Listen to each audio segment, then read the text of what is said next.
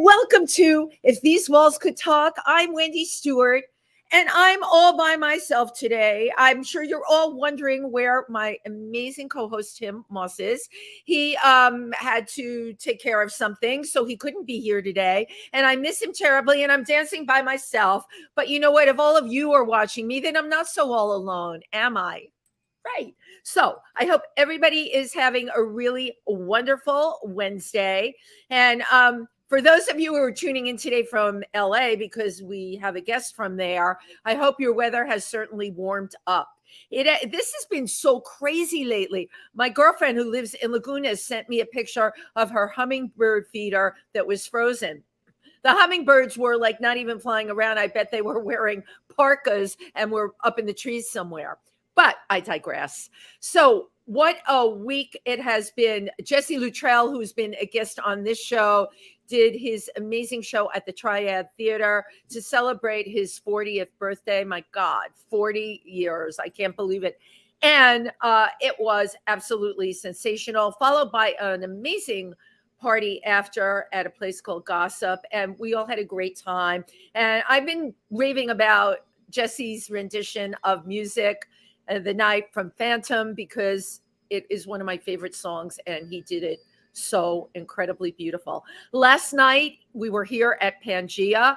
We had a reading from Laurie Towers' husband John Pietro, who has a book, Bleeding in Black Leather. I love that title. I really do. I wore black leather, but I wasn't bleeding all over it. And we did a lot of spoken word, followed by jazz musicians. Different people came up and read. We've always got something incredible going on at PANGEA, so please stop on in here. Right after we finished the book signing, we had Kobe Cole's Nouveau Riche, where, I mean, so consistently, the artists that he brings in here, whether they are up and coming or you've seen them on Broadway or in any club, they are all phenomenal. And I'm not just saying that. It takes a lot to float my boat. You all know that. So, and this Saturday here at PANGEA, the amazing Maria Connor, another one from California, who is going to be doing her one girl show here. It's called Girl Shock. And when you come and see the show, you will understand why Maria calls it that. So if you're in town, if you're in New York, please stop in and make sure that you visit us. So we have a wonderful guest today, come all the way from LA, but not really, not in the physical sense, in the streaming sense. I am totally thrilled to have this person. He is an independent musician. His music is singer, songwriter, folk, pop, blues, all rolled into one with such an emotional base. If you hear the lyrics on his songs, and of course we're going to play the clips later in the show, oh my gosh, just reach down into a place that a lot of other artists don't get to, and that is the best I can say. He just had a hot concert at the Hotel Cafe in LA, and I am just thrilled, and I want to thank my amazing friend Patrick Conceal, who is a music publisher, artist developer, just a real pro in the music industry. This is one of Patrick's amazing people. Let us all welcome Michael BAYWUD. Hello, how's it going? It's great. Was that okay? Absolutely. Intro. Yeah. My artist name is BAYWUD. Okay, and your artist name is BAYWUD, and that's how we have it up here. Yeah, but call me Michael. I could just call you Michael. Okay, you could just call me Wendy. Okay. But you know what? Because like I was also Countess Wendy and Viscountess Wendy, but now I'm Discountess Wendy. Don't even worry. Oh my. Because I'm a member of the Imperial Court of New York. So yeah. That's it on me. Enough about me. Let's talk about you. First of all, thank you so much for taking time out of your busy schedule. You are on fire. You have a hot new album out. I do. It just came out on last Thursday, the 23rd. And it was Patrick's birthday that day too. Yes. You plan it that way? Was that like a birthday gift? No. It just happened to be that way. Don't we love that when things in life work that way, right? And then you just had this concert at the hotel. Tell us about here in New York what Hotel Cafe is like. So Hotel Cafe is it's in Hollywood. It's a venue it's not a hotel or a cafe, but I it's kind of figured it might not yeah, be. yeah. It's a venue that is very well known here in LA in the music industry. A lot of independent artists perform there and songwriters. Every night they'll have a show there.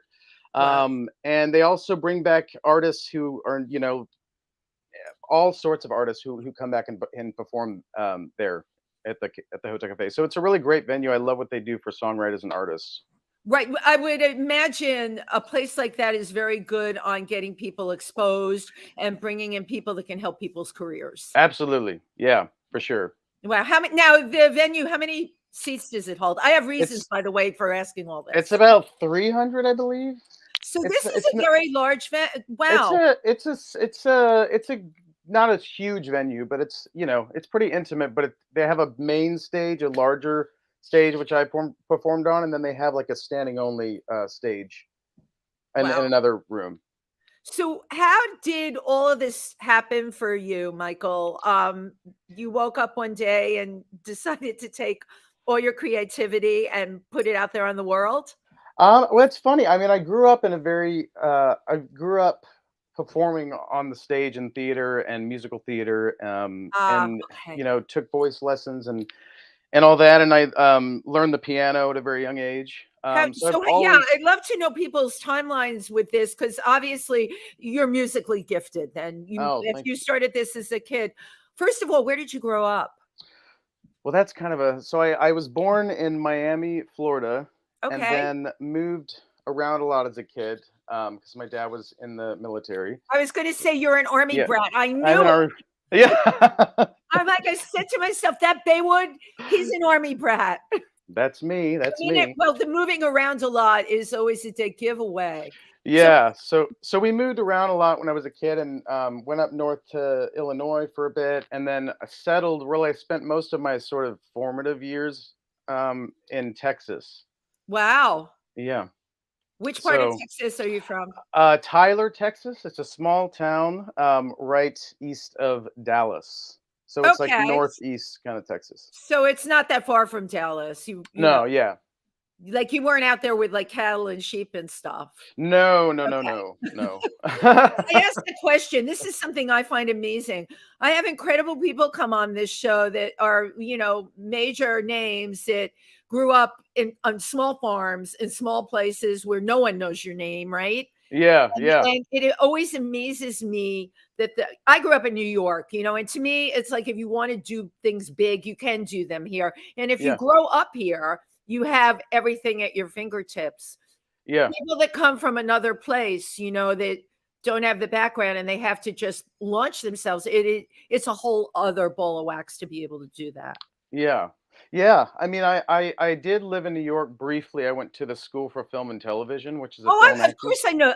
Of course I know that. So Yeah. yeah, that was wow. What made you decide to go there? I mean, I grew up as an actor, and I kind of I've always been musical, and acting was sort of initially what I wanted to do. And so I studied film acting because I was always a theater kid. Right. Um, so did that in New York, and then ended up moving out to Los Angeles. Um, and it's a lot of rejection in the acting Oh, world. you think? Yeah, it's a lot of rejection, and it was kind of a bit hard for me because I'm so used to taking a script and like really delving into the character, and it was just when I came to LA, it was like one audition after another, learning a page of lines, and it just got really hard. The rejection for me, I think. So, Thank you, by the way, for being honest about that. My oh, co-host Tim and I, because we both are actors, we talk about that a lot because you're really bringing up something that's true for so many people. And when I meet young kids that want to become performers, of course, you tell them, listen, get ready for the rejection. You can tell somebody that, but yeah, when they're experiencing it themselves, as you did, and you give 100%, you did an unbelievable job. I go up for things and I know I did an incredible job. yeah, And then it's like, I don't know, did I remind like the casting director of his ex-wife? And yeah, that's funny. But you know, Michael, you don't know what the variables are, You right? don't, or if you don't know if the producer has someone that they're wanting to get, Right. on. So there's a lot of different variables, and it that just sort of took a lot out on my self uh, Image. image and self confidence and all that stuff. So Yeah.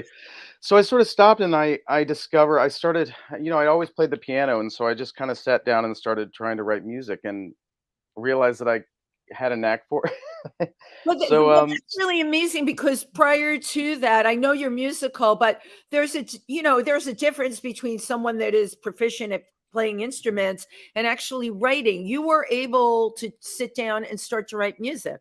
yeah, yeah, I didn't really know what I was doing at first. I mean, I just said it. I was just kind of was sort of doing it as a therapeutic kind of way to kind of get at my emotions and my feelings out. Um, and then I would kind of share with friends, and this is early on. And people really responded well to it. So I thought, okay, there's something This is here, this is it. and it's something that I could hold and keep to myself. And it was completely mine, and I didn't have to worry if anybody wanted to accept it or not because it was something I created, and so that's You sort of where birthed the it. I did. I did, You yeah. birthed it, right, and that is a good point. No one can take that away from you. When you're reading a script, those are words that somebody else wrote, and Yeah, as much as you delve into it and they always say, "Oh, make it your own," that's a whole different thing than where your music is coming from and the yeah. lyrics that you're actually writing. I'm curious, you're an Army vet, right? Was your dad, who's in the military, Yeah. was your family supportive of your creativity? They absolutely were. Yeah, Yeah. good I to mean, hear from that. very, very young, they supported it 1,000,000%. Yeah. Great, I love hearing that. I don't think they didn't miss any of my, theater shows, or made every single one. They're the most supportive parents I could have asked for. Oh gosh, well, I hope they see this interview. They're watching now, so hi mom, Yay! hi dad. Thank you for having a creative child and getting behind them 100%. We'll be right back in 2 seconds with our amazing guest, Baywood. Thank you. Okay, moving right along. So people were responding positively to your music that you were writing. And what was like your first? Did you? So I know a lot of people in the music industry, but I never know the process. Like friends of mine are like, they're writing, they're putting things up on Spotify. What was your process initially? I mean, initially, I have to kind of give it to Patrick Kinsey, because I had written a lot of music and songs, but Patrick really, once I met him, he sort of we took the ground running, and he introduced me to a lot of different producers and songwriters, and I have a publishing company that pitches to film and television shows, and so he really sort of is the reason I'm sort of where I'm at right now. So this, I think you brought out an incredible point. I mean, I love Patrick to death, I do too. personal friend, but beyond that, he is the fiber that was put beneath you to get everything rocking and rolling. And so many people try in this industry to find the right person, and it is very, very, very difficult. It So, is, and I got lucky because Patrick is a veteran and has been in this business for so yeah. long. So I am so grateful every single day for him, because he's the hardest working manager. He does so many things, and I'm just so lucky to have him. So And I will second that, and he does it all with a French accent, which he makes it does. even it's Yeah. just nice to listen It's to. always nice to listen to him It's talk. it's Yeah. always nice. So he is really responsible for getting you off the ground. Yep. Prior to that, were you clubs? Like, what was Oh, sorry, your it cut out. story? What was that? Before that, were you performing in clubs or doing, small venues to get yourself out there? No, not really. No. Yeah, That's yeah. I So love your story already. That's thanks. really interesting. 'Cause you started at where a lot of people are working themselves up to, I did. Yeah. Yeah. you know? So I'm And very fortunate. Yeah. yeah, you are really, really fortunate. So your music, what inspires you? Because I actually went through anything that I could find. I love to. This is a great job for me because I'm an investigative kind of person in my real life. I ask lots of questions, and Yeah. I was pulling things out. Your the lyrics and things that you like. I was born with chains around my heart, a prison of my own mind. Maybe I was crazy from the start, an enemy of my own kind. You're It's very self-reflective. Most of my music, it really is. I struggle with anxiety and depression through my adulthood, and so it's kind of where a lot of my music comes from. So there is a lot of darker themes in my songs, but it's also I try to put a spin on it and have a positive, hopeful, um, you know, feel at the end. So You do there's you and that you that's what, like, and I love that because to me, it's like you use the word darker, and I think in some of the descriptions I read about your work, they use that too. But I don't know, Michael, is it darker or is it being honest? well, We it's are definitely being honest. right, but all of us are so raised to sugarcoat things, right? Oh, I'm fine. Oh, especially if you're an actor or a performer of any kind. It's like, oh, yeah, things are really great. Right. And they're not great a lot of this. I'm like, I see the world through rose-colored glasses. You got to know that about me. But I'm also the first person that'll say, this absolutely sucks. Why doesn't anyone else see it? That's what makes me crazy. I feel like I know things. I can see things that no one else does. Yeah, I mean, I feel that too. I do feel very, I do see, the world with rose-colored glasses as well. And I try to stay positive throughout. And I think that's where really and a lot of times I will push down my feelings, but the way I express them is through my music, Right. which is Right. healthy, but also, can be not good when I don't really sometimes deal with them the way that I Right. should sometimes. It's hard. I mean, you brought up anxiety and depression, and I think we need to have more of these the arts, we do have these conversations. My daughter brought out to me that because all of my friends are in the arts. These are just the people that I love. I know Yeah. a lot of people, but she brought out to me that everyone I know is either anxious ridden, depressed, or has ADD. Or that's true. I feel like most of the world has ADD now. Most of the world has ADD now. And it's so, but do we think that this is just limited somewhat in the creative industry? Or maybe it's the world has become such a freaking complex kind of place, you know? Yeah. Yeah, absolutely. Yeah, I think it does. I think artists in general maybe struggle. It's more common, I think, for artists to struggle with anxiety, depression, and that kind of thing, Right. and drugs and addiction for sure, which is something I've had struggled with in my past as well. So Well, again, my co-host, he does a one-person show about his life, and everyone knows Tim as a very up like Broadway kind of performer, singer. That's not what his show is about. His show is about being off the map for 10 years with drug addiction. oh The wow, fact right, and yeah, the fact that he not only made it back on he's an enigma to me, and from the time I first met him, I knew I wanted to co-host with him because I knew there was something there, something that was really, really special.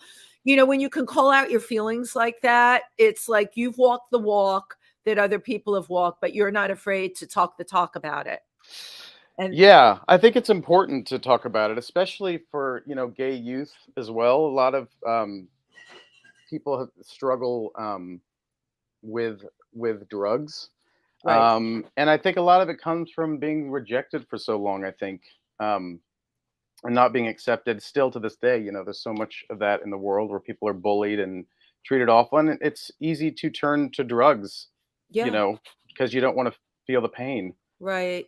And thank you for bringing that up because in Milford, Pennsylvania, I help run an LGBTQ, and one of the things we deal with, not only with the kids, but the whole school board thing that's happening all over the country. I'm sure Yeah, you've heard about that. I'm absolutely. sure Yeah. you know what's going on in Florida, where their governor can actually come out and say something like, "Don't say gay."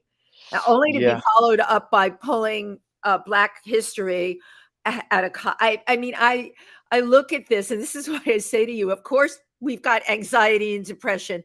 Look at Yeah. what's going on. Yeah. Absolutely. Yeah, I know. It's sad, and I don't know why it's still okay for that to happen, Well, you but know? here's what I believe, right? You're an artist, and I would assume that a lot of the people you know are artists. I really believe that art can change the world.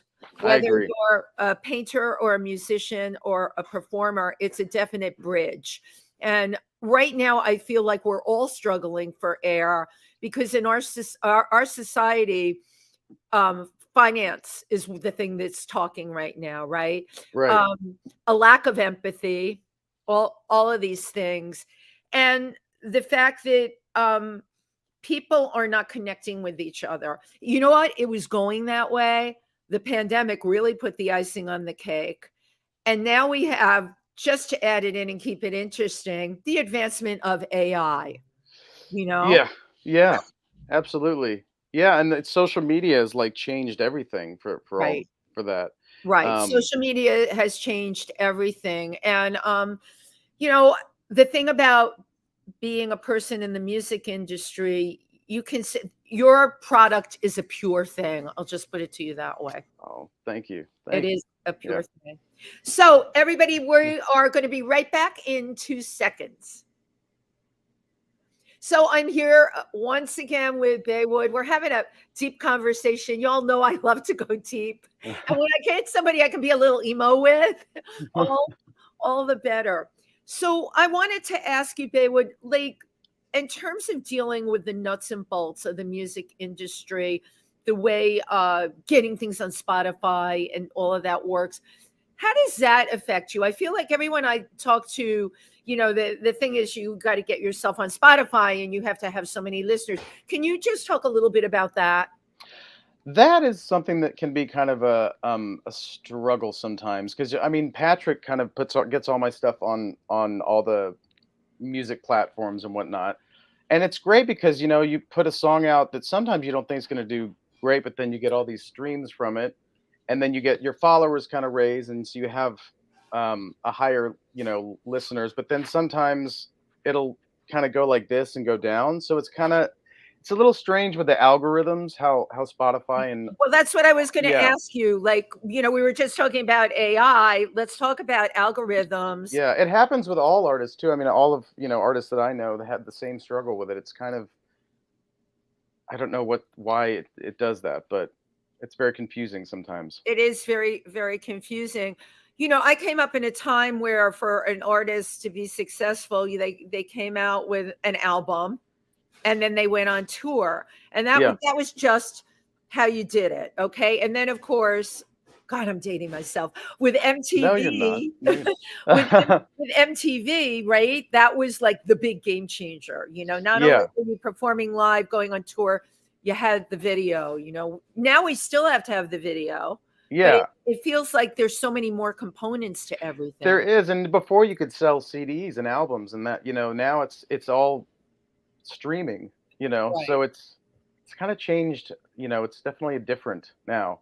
And Yeah, yeah, I you still have to put out content. Patrick's always telling me, you need videos, you need this and that. It's just part of it's all in that algorithm of the internet that right. people, find their way through that. Well, you and I are creating content here today, Baywood. I'm Yes, we glad are. I'm we so are happy to be here. beautiful content. The whole streaming thing, even for me, when they shut New York down March 12th, everything, I've only ever been a performer, model, spokesperson, comedian, and I've always worked since I'm Yeah. 21. I never had a survival job. Every single thing that I did came to a crashing halt on March 12th. Oh, I bet. Yeah. And it was just like, holy moly, what the hell do I do with I mean, this wasn't anything that I could have predicted or seen. As a matter of fact, the night before they were going to shut New York down, I think it was the Parkside Lounge on Houston Street. And Yeah. Michael C. Hall, you know who Oh, yeah. Yeah, yeah, yeah. he was there with his band, which is like, I forgot what it's called, like the Iconic Golden Butterfly or something. His daughter named the band that. So he Yeah. was performing there. And I went with a bunch of my friends. There were going to be two shows. And They were telling us they were shutting down New York, but I have to tell you, I thought to myself, oh, it can't be that bad. It's just they're taking a precaution for a week or so.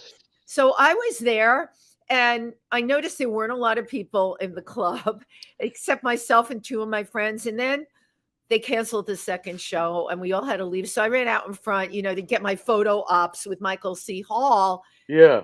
I remember looking at him and I'm saying, do you think this shit's real? Yeah. Yeah. Yeah. Yeah, it was. In no way, shape, or form was I even a little bit prepared for what was coming down the pike. Me So for neither. I don't you, think any what of were us you were. doing when they shut down LA?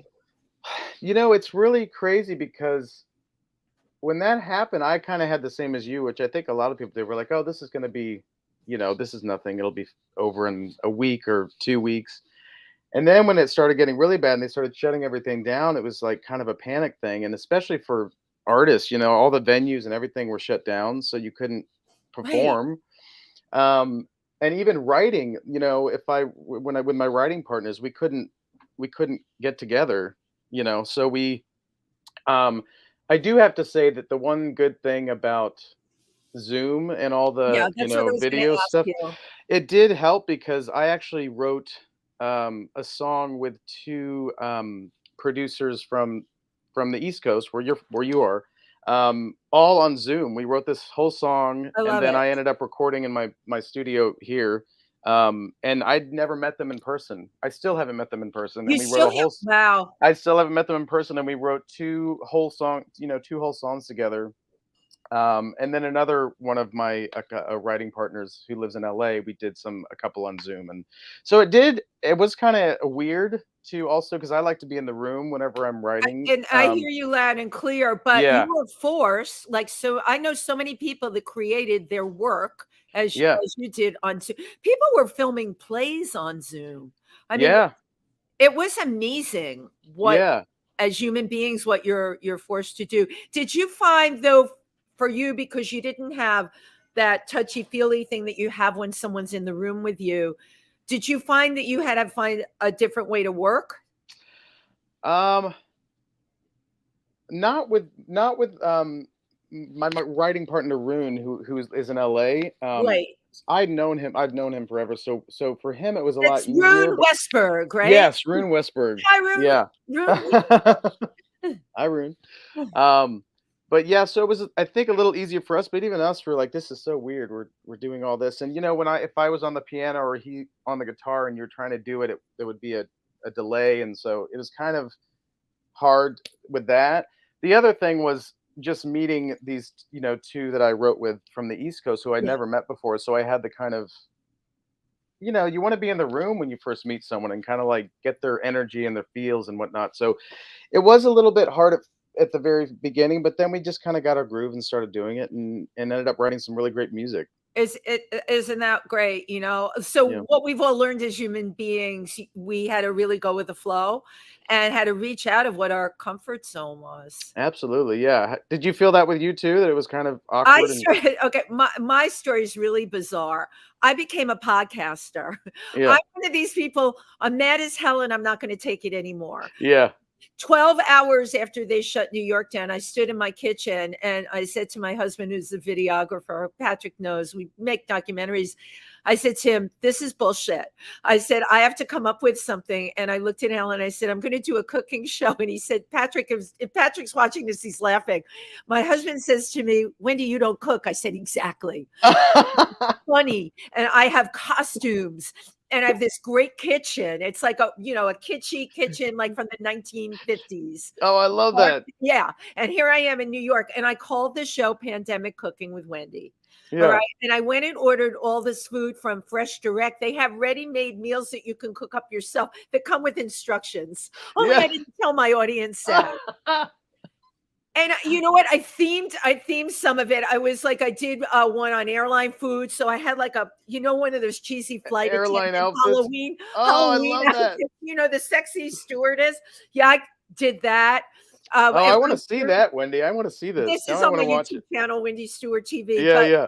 I shot 110 of those episodes. And while I was doing that, I came up with the idea we were all eating outside in New York. Remember, you guys at least had good weather in LA.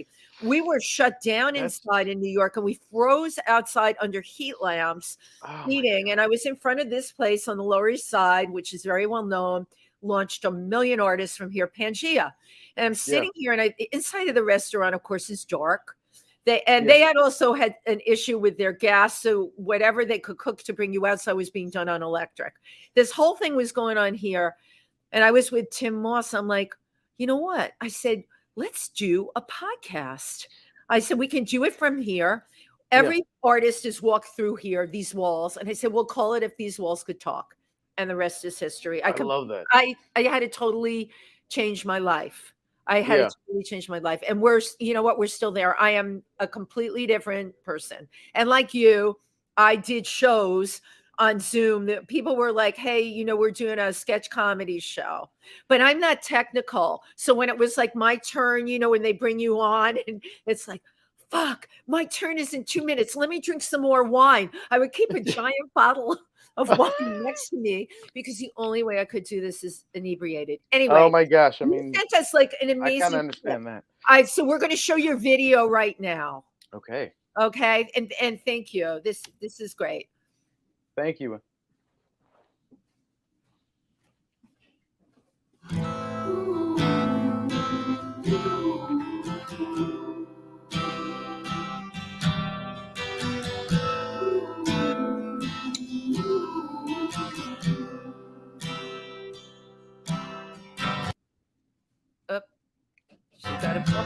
And shadows fell on your face. Where was I then? Where was I then? Where was I then? When darkness conquered your grace. Where was I then? Where was I then? Where was I then? Where was I when your walls caved in? Where was I when you broke your skin? Where was I when I lost a friend? Where was I then? Where was I then? Where was I then?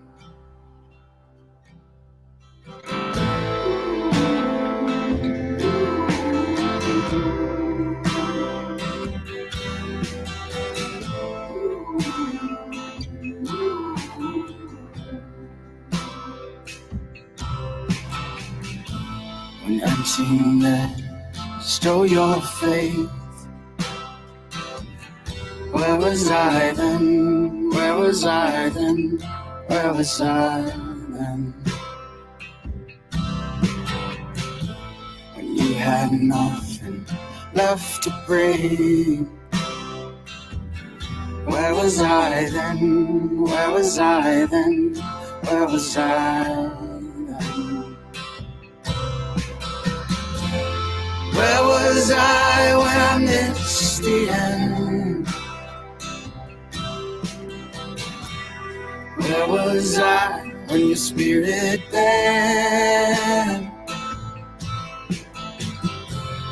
Where was I when I lost a friend? Where was I then? Where was I then? Where was I then?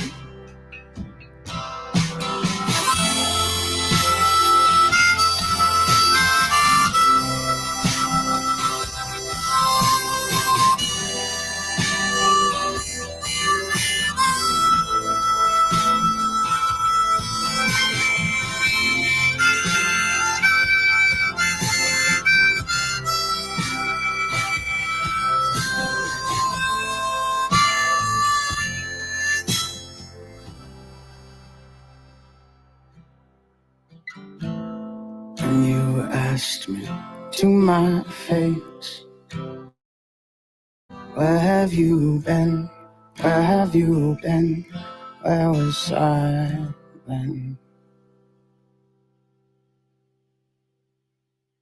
Beautiful.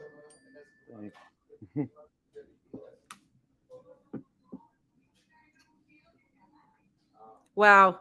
Ugh, that is just so beautiful. Thank you. How long did you know your friend for? Oh,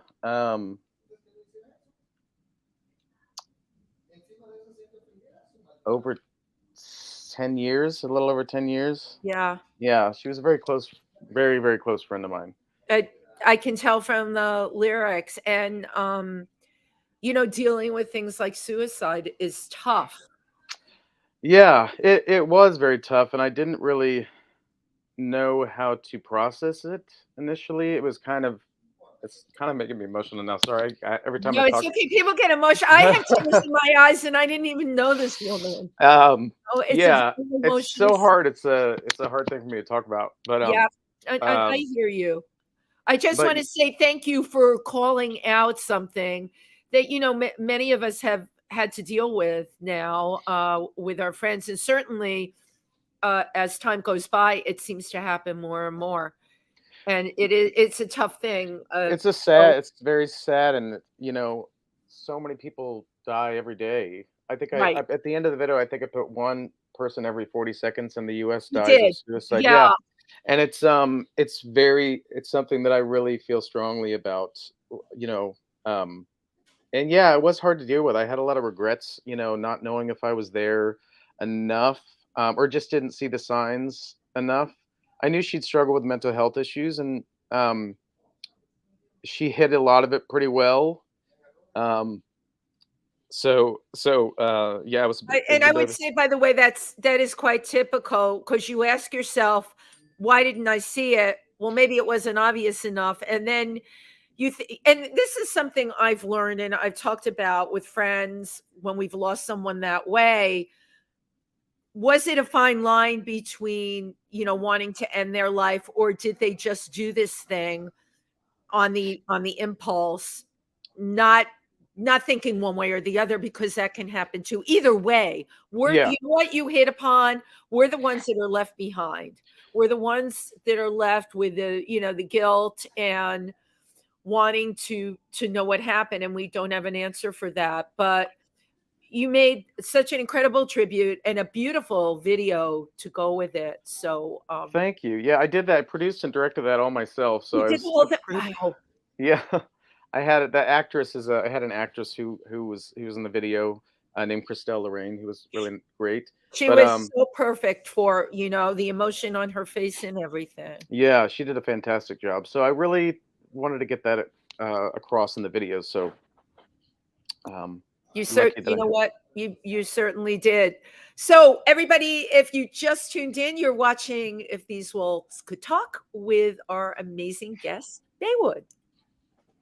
So your new album, Yes. the compilation of the music that is in that album was developed over how long?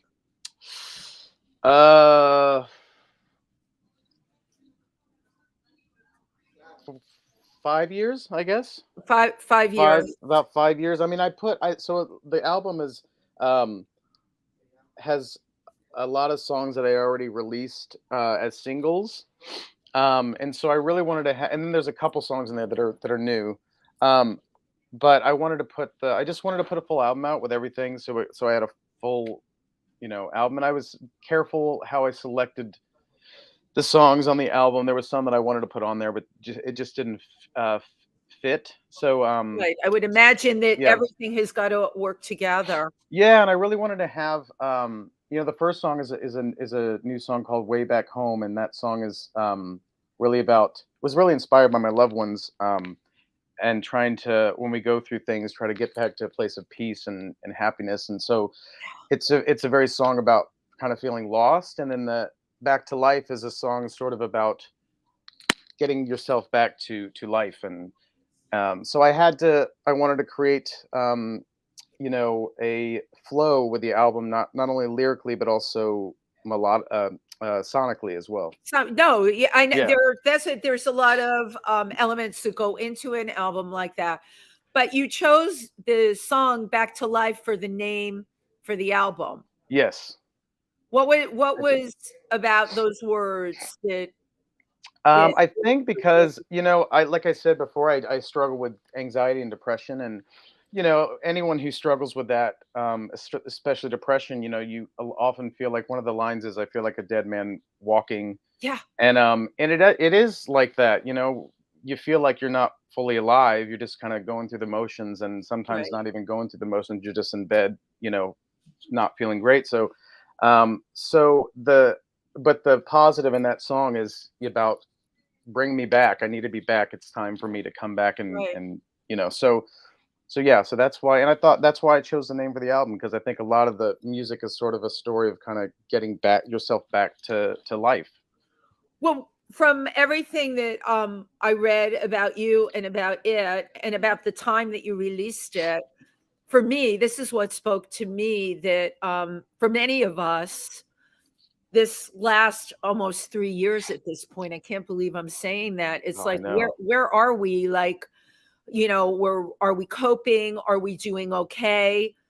I could never really answer that, and I couldn't find anyone to really play it off of because I feel like we were just there's nothing that's happened in our lifetime where the rug was pulled out from under everybody in the world. Right. I know. I remember I'm very into electronic dance music, and I think it was either Paul Van Dyke or Armin van Buuren started running these shows during the pandemic that you could listen to, and Yeah. people would comment. This is what blew me away. People would comment from all over the world that somebody like in Tagistan was feeling the same way I was. Right. At I remember that. I remember that. Right. Yeah. And when I was going through your new album, I'm thinking to myself, wow, this really is back to life because we were in this place, this crazy place, and now we're all just finding footing again, really. Yeah. Yeah. We are. You So know, yeah, it's crazy how much we kind of lost those 2 years. I mean, I'm still foggy brained about what day is what. you know. Yeah, I'm so happy that you said that. No, because you know what? I always think, oh, it's just me. I don't understand. Like I'm a Capricorn, and I'm the most organized person in the Oh, I world. love Capricorns. Thank you. What sign are My you? pa- my my partner's actually a Capricorn, and Oh, I'm a you're Taur. kidding. No, and I'm a Taurus. We get along great We with get along really good. I'm January 15th, but Wow. I'm for me to like not know what freaking day it is. And even now as or and I'm running all these podcasts and I'm booking guests and I'm getting lots of things myself now. But even with that, I have 3 calendars now because I don't know what fucking day it I is. know what you mean. I know what you mean. It's so crazy. Yeah. Yeah. So we are on like the last couple of minutes of this part of our show. Everybody stay tuned because we'll continue on after this. But this is the part that we do for Glue TV. So I'm going to wrap it up a little bit. I'd like to know what you want to let people know about what's up and coming for you, Baywood. Well, so I have another song coming out at the end of the month with a duet that I did with a guy named Daniel Capillaro, who I wrote another song with. So that's coming out. I'm planning on this year writing with a lot more producers, new producers. So there's going to be a lot more, I'd say, upbeat stuff. It's probably still going to be, some darker topics. But there'll be a lot of new stuff coming up, and I'm hopefully going to be able to come over to the East Coast and do Yay! a show over there. So Oh my yeah. God. That would absolutely be great. And where can people find you? Where's the best place for them to find you? On Instagram, I'm at BAYWUD, BAYWUD. And then if you want to follow me on Spotify or Apple Music or any of the You're on all platforms, you can find me on there. okay. And do you have a Yeah. YouTube channel I also? do actually, yeah. It's if you just type in at BAYWUD on YouTube, you can find me there. Great. That Yeah. is terrific. It's so great having you here. Thank you for being here really Oh today my. and for for sharing like a lot of real things with Well, us here. thank you for having me, Wendy. I really am so honored to be on your show. So thanks for having me. This is great. And we will be right back with the next part of our show. So thank you, everybody. We're getting to the nitty gritty. So I always start off this part with comments, and it would be great if I were so good that I knew how to scroll this thing. You don't know, Baywood, what I go through. It's just not Oh, easy. oh God. Okay. All right. But we have on here today, Patrick. Your official video for the album title track Back to Life came out late March. Look out for the duet with Daniel, Stand By You, and that's out March 29th. My friend, we have people that tune in from Canada as well. Howard Kazuska, thank you so much for being here today, and a host of others. So let's talk about where you are in your life right now. Are you do you feel you're getting balanced to where you want to be with your music? I definitely do. 100%. Yeah. I definitely do. I feel very, very yeah, I feel like I'm in a really good place right now. I'm also in a really good loving relationship. So that's been nice. How Nice how to long have you been in a relationship for now? um we've been together for about 5 years. Oh, that's great. I'm probably gonna say that wrong, and he's watching, he's gonna probably Is he watching? Ask him how many um years it's I been. don't even know if I think it's five. Wow. Yeah. Wow. That's fabulous. So at least you got to put things in place before the pandemic. Yeah, yeah, we did. Yeah. So, and You know, I like I said, I don't know if I said this, but I've had a lot of bad relationships in my life, a lot you of no, you toxic didn't you relationships. didn't say that. You had a lot of okay, so that's news to me. You had a lot of toxic relationships, I but did. Yeah. how great. This is what I say to people. There's somebody out there for everyone. You just have to believe enough that you're going to attract that person. Yeah. They say you have, oh, this is such a cliche. You got to kiss a lot of toads before you find a prince. Oh yeah. Yeah. Is it toads or frogs? Well, uh I don't they're know, Wendy. I think amphibians. yeah, anything that's an amphibian, I guess. No, I Right. think it's frog, kiss the frog, It, I think. you got to kiss a lot of frogs before you find a prince. So you know what? That's very lucky for you. Yeah. And so I also know I always have to bring up my animal thing. I live with a parrot, two Angora rabbits, and a long-haired Chihuahua, and nothing is caged. They're all trained Oh, to go on paper, except wow. for the Chihuahua that pees everywhere. Oh But no. I was looking at your social media. You had a dog, Rambo. I did. I Yeah, did. That was a tough one to lose him because I had him for a while and he was with me through all of my, relationships and right. all of my heartbreak and heartache and my drug addiction. He was like my little baby. And Well, so, not you know what? Not I tell people this because Nugget, forget it. I yeah, always yeah, say when Nugget goes, Mama wants to go too. I yeah, don't know how yeah. I'm gonna go on. It was a hard thing to deal It's with. hard. I luckily he had gotten um like kidney failure towards the end of his life, and so the doctor said you could bring him in and poke him with needles and Yeah, give him right. They dialysis, do and I that. said, I said I don't want him for his last. He was Right. an older dog, and I don't want to put him through that. So I had someone come to my house and they put him down in my lap, and it was really hard, but it was also beautiful in a way Right. because I was there with him and he was at home and he felt comfortable and Right. You did nothing was yeah. like cold or clinical or happening elsewhere. Yeah, so I say anybody who has to, let go of their dog that way, I would advise to find someone who can come to your house. It's a little more expensive, but it really does. I think it means a lot to the animal to have that. Oh my gosh, yeah, and even for us. Yeah, Have you gotten another fur baby since then? not yet. I have. I live in North Hollywood and I live in a house, and so I have a lot of feral cats that come around, and I've sort of adopted three of them. Oh, that's great. But they kind of stay outside. They come inside occasionally, but they're still pretty feral. So I feed them every morning and take care of them. So they're kind of my new fur babies. But I'm more of a dog person. But Yeah, but this is like the perfect situation. In Pennsylvania, I also feed feral cats. I have animals yeah. all I around mean, me. I'm an I animal. love that. I'm an animal Oh, person too. I love great. animals. Yeah, I yeah. get that you do. So this is, you know what? I never give advice. Well, that's not totally true, but I'm going to give you a piece of advice. You have a Please, please. great relationship. You're Yeah. rocking out this career. What's missing in your life, Baywood? You need to have a dog. I know. I know. I'm gonna do that, Wendy. I'm gonna do that. You need to have Yeah. because the love that they give us is like really unconditional. Yeah. And just to wake up and have that furry little person, I Yeah. never create mine next to you in your bed is Yeah. great. Yeah. It doesn't matter who your partner is. It's just having that furry little being and Because they're always there and they just give you unconditional love and they they never, right. yeah. Like So it's, I am the focus of Nugget's entire life. If I get out of the car when I'm in Pennsylvania to go to the supermarket, I feel his eyes on me from the time I walk out of that car. When I walk out of that yeah. supermarket, it doesn't matter how far away the car is. He Yeah. sees me. It's amazing. Yeah. It is amazing. Yeah. It's Uh, totally amazing. So, yeah, do you plan on doing any touring? that is definitely something I'm talking about. Yeah. I don't have anything set in the books yet, but I do plan on touring. Okay, so when people do touring, you be promoting your album and how do you decide like where you tour to, how big the venue is and all of that?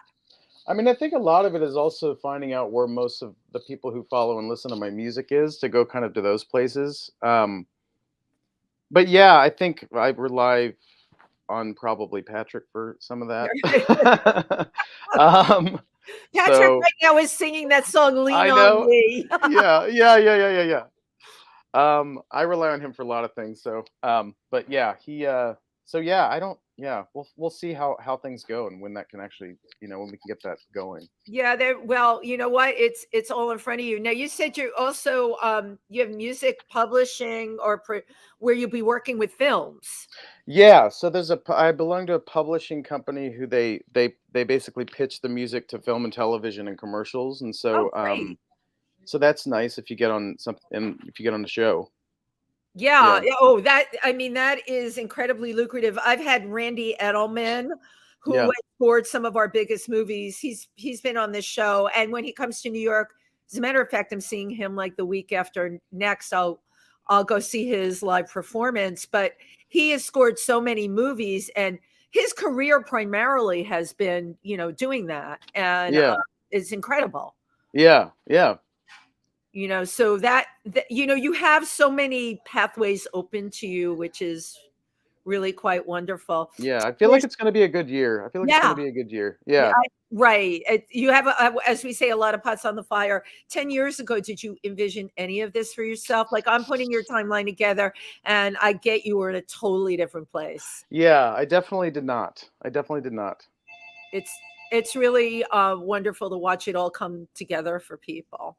Oh, yeah. And you survived the cold wave that you had in I LA. did. I know. I feel bad complaining about that because you guys are in New York. So when we get, rain or cold here, everyone freaks out and But you know what? My girlfriend's hummingbird feeder that was frozen, yeah, she's in Laguna. yeah, Sh Patrick's met her. She's fabulous, Tony. She yeah. shows me this frozen hummingbird feeder, and I'm like, "God, you people must be, like, flipping out." Do you even have good heat in LA or Yeah, I mean, I have central heating, so I do have that, but a lot of people don't. right. So I know I know Patrick went down to Palm Springs. I know a number of people in Palm because Springs. his power went out. Yeah, well, I heard so but your power didn't go out. Well, we had brownouts because that I think that was the same night that his went out, but we were getting brownouts and there was really heavy winds and the rain was happening, but luckily we didn't lose our power. Wow. Yeah. Wow, you were absolutely really, lucky. I can't imagine when I was reading what was going on in Northern California with, With the snow and all that. Yeah. incredible snow and stuff like that. Yeah. I saw something on Facebook, was the Hollywood sign I know it was enshrouded in, There like was snow on there. There was snow in the there was Hollywood no Hills, I no believe, which we never I mean, I don't think I've ever seen snow in LA here, unless you go to Big Bear up in the mountains. right, unless you go to ski or something Yeah. like So that. it was just crazy how how cold it's been this year. Well, first we went through the pandemic. Okay, now we can talk about climate change. Oh my gosh. Yeah. Where you need to write a song about climate change and how it's Yeah. affecting you How it affects everything. Yeah. and I how it know. affects everything. I know a lot of scientists, and I mean, you know what? This is what I said to my husband. He starts his day scrolling through like the news that comes up on his phone, where one thing is worse than the next. And I just have to stop him because you know what? There's only so much you and I can do about this. It's true, and sorry, I don't want to interrupt you. No, you're not at all. Oh, I was just gonna say that I don't even watch the news anymore, which is terrible because I No, should because no, it's it not just true. makes me depressed. Right. And Yeah. you know what? You need to be writing your music. You need to be out there calling out these emotions and lifting up all of us, really. Ah. Because you're right, your songs, they do have a happy ending. Mhm. Your songs also help people to think and process things. And that's a very powerful tool. And if you get so caught up in the news, I know people right now, and a lot of them are artists that are immobilized by what they read. Yeah. It's hard. I mean, the big things I'll see on, social media or Oh, anything, of I'll course, find you that out. do But have it. Right. and things important like, the beginning of the pandemic, there was the BLM movement that Yeah. was It that was be New York was great. I was in one of those marches, which oh, I right. was in like I went to all so many marches. And I will still bring this up, okay, as far as the virus goes, because my God, Yeah. I had COVID 4 times. I Oh do not God. understand. There were so many of us that were in those marches. Yeah. Nobody got COVID. Same here. I didn't get Right. it either. So It's yeah. Yeah, I don't know what that's about. I know. Maybe that was like the universe looking out for us or something. Thank you very much. I went there. I thought that Yeah. too, right? Yeah. The universe is shining down on us and sending us virus-free air. Virus free. We're living for the virus-free air. Exactly. Well, I want to thank you so much for being here today. Let me Thank you. have your handles again so people know where to find you. So Instagram, you can find me at Baywud, BAYWUD. YouTube at Baywud. And yeah, that's me. Okay. And my very, very last question, Yes. Baywud, Baywud. Uh-huh. That has always been the spelling of it, or was it changed? Was it It's an interesting thing because the name of I go by Michael Baywood as my writer name, but right? I it's basically a combination of my mother's maiden name, Bay, and my dad's surname. So that's how I came up with Baywood. And when I was initially coming out more professionally as an artist, there was a band already called Baywood. Got So, with I WOOD. a WOOD. Okay, And got so I said, well, I have to figure this out. So I put the U there, which is the phonetic symbol for the my what's it called? My logo, sorry, has a phonetic symbol for the double O's, and it wow. also looks like a Taurus. So that's how I kind of stuck with the U, and it's kind of silly, but No, that's it's how I not came up with the selling at name. all. I was saving that one till the end because Yeah. but, you know what? It's a name that will be on the tip of everyone's tongue, and it's not a name that anyone is gonna forget anytime soon. Oh, thank you, Wendy. Thank you so much for being here today, Michael Baywood. Baywood to all of you out there, and, make sure you take time to download Back to Life, all right? There's gonna be a lot of messages in there that'll speak to you. I know because they spoke to me. Wow. Thank you, everybody. Thank you. See you next week.